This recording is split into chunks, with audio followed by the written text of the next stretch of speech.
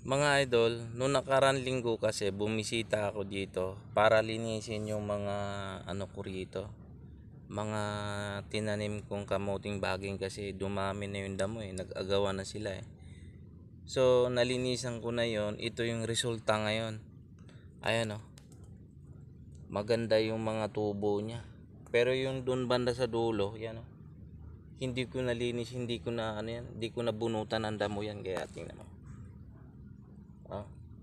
Andyan yung tanim ko nung alukbate, hindi ko siya nalinis So, ayun. Nag-aagawan sila ng alukbate at saka yung damo doon.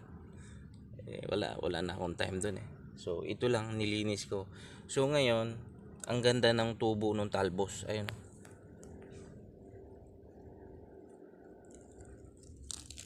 Hanggang doon sa dulo yan. Ayan. So, malaking bagay pag nalinisan mo ang garden mo kasi maganda rin yung produce nung kanya mga talbos. May bibinta siya market na maganda, di ba? Pero ito parang pangkain ko na lang yata to, kunti lang di ba?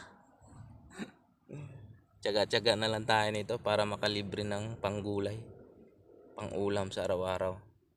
Kung may matira sa mga kaibigan, i-share mo rin, di ba?